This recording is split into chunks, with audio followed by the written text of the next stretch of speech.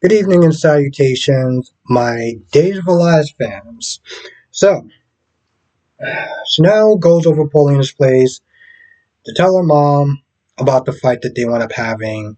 And in some senses, Paulina actually understood where Johnny was coming from. Because Chanel and Alex do have history, right? So there's always going to be a sense of insecurity there. And at first, the thing is, I get where Chanel was coming from in her own little annoying bratty way.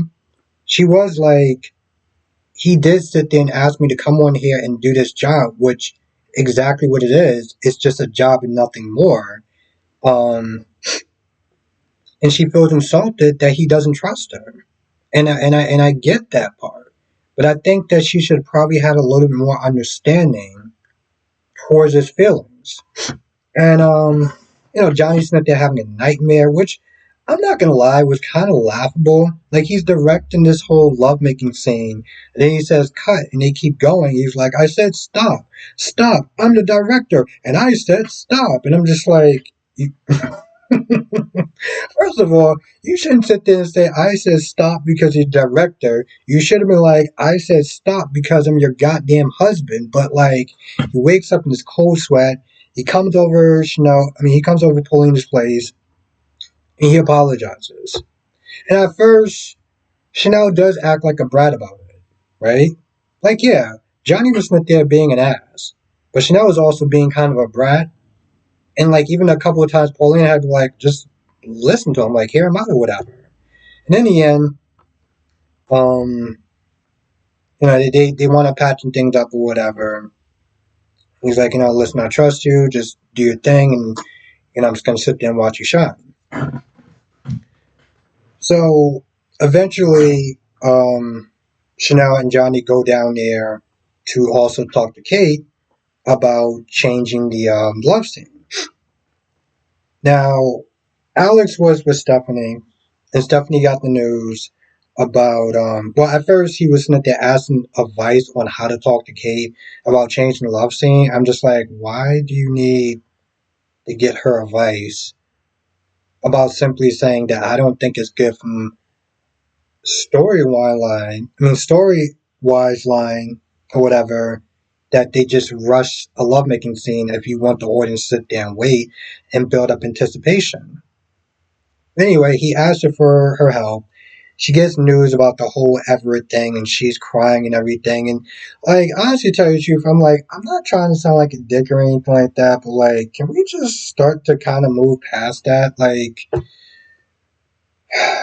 it's like, I feel like they're trying to put in some sort of sympathy and sadness and stuff like that into a character that they clearly seem like they didn't really care about. As far as like making and stuff. So it's like, if they didn't seem like they really cared too much about it, why should we? Anyway, she does her whole crying and the fake crying and the ugly cry, whatever. And it was just like, let's just move on to this body and soul stuff. Which, by the way, I know a lot of people are still snitching saying that they don't like the storyline, it sucks, and this, that, and the third, right? I guess for me, I like the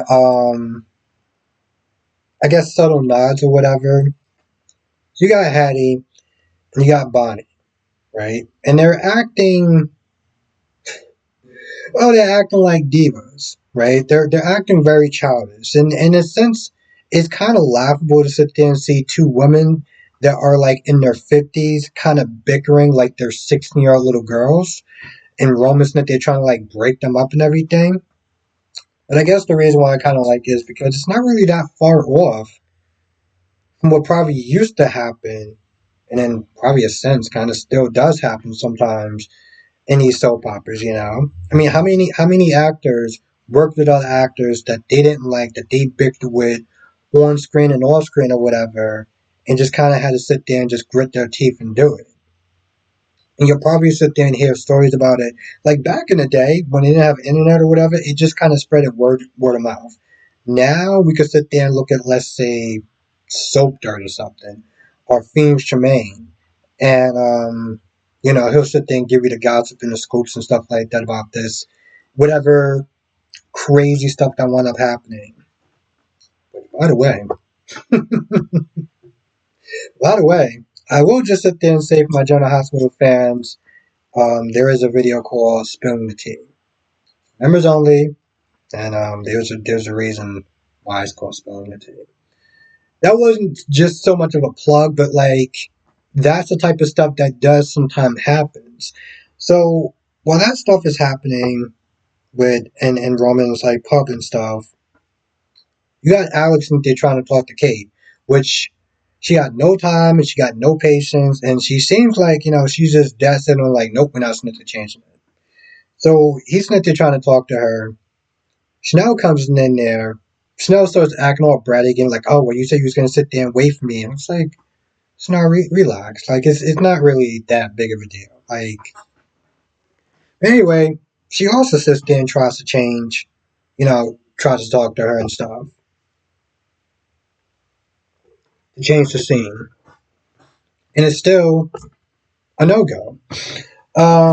Bonnie made, I guess, one last attempt to try to talk to Leo about changing the scripts around and stuff.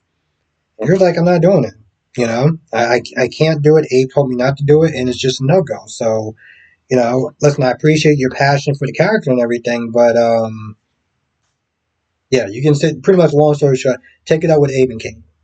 So she winds up leaving, she goes back to Body and Soul, and hilarity ensues, I guess.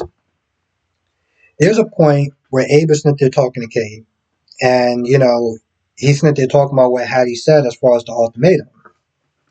And long story short, when you sit there and look at the polls or whatever between the polls, demos, or whatever between Bonnie's character and Hattie's character, Hattie is well more liked and is well more popular than Bonnie's character. So, at one point, I think Kate's like, if we do this and we fire Hattie or we fire Bonnie or whatever, it's going to set a precedent. It's going to be like every single time that you have a change or you don't like something, you'll put down your foot and be like, well, if you're not going to do this, then I'll quit. They made some sort of script changes here and there. And long story short, Bonnie finds out that her character is being killed off. And not gonna lie, I didn't laugh, but I was like, part of me was sitting there thinking about the whole Kelly Monaco situation. Now I know there may be a little bit more drama, which actually, to tell you the truth, kind of coincides with the whole body and soul thing. So like, this is what I'm sitting there saying. Like, I get that people don't like this story, and it's I mean, seriously, Arrow. What the hell names their child Arrow? So yes, it's. I guess I could sit there and kind of laugh it off and just find it more as a parody than anything else, and kind of take some of the nuances from it and um, kind of dig into it a little bit more. Because yeah, as far as the whole body and soul thing, am I for it? No, but there's much more pressing gripes about this show. Like Connie, who is gone, but then we are stuck with Sophia.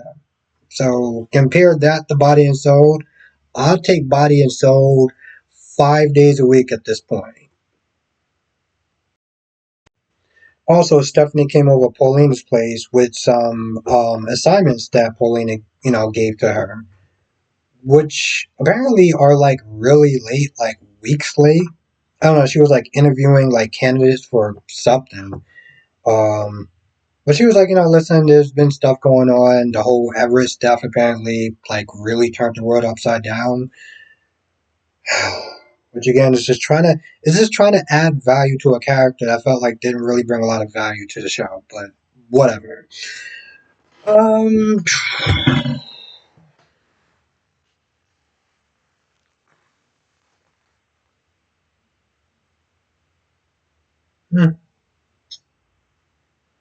Yeah, so I guess after Bonnie, starts, because Bonnie towards the end is probably going to start yelling, or I feel like in the next couple episodes, Bonnie's going to sit there and start yelling at Leo after she sits there and starts acting like a diva with with Abe and Kate. But in reality, I'm like, dude, this is your fault. Like, you had no experience. You wasn't a great, you wasn't a great actress, and your personality was great. And you walked in there and you act like you was a star, but you didn't actually have any history with working with them to back that up. See, I feel like if some people, some actors, want to sit there and get into a diva mode or whatever, depending on how long they've been on the show, kind of depends on how much power that they want to have. And I hate saying that because in reality, they shouldn't have any power. But if you look at the case like, let's say, Maurice Bernard, even on some semblance, all right. So yes, that's why I can sit there and kind of appreciate the whole body and soul thing. I think for the most part, that actually does it. I might have missed some stuff here or there, but that was pretty much the gist of the episode.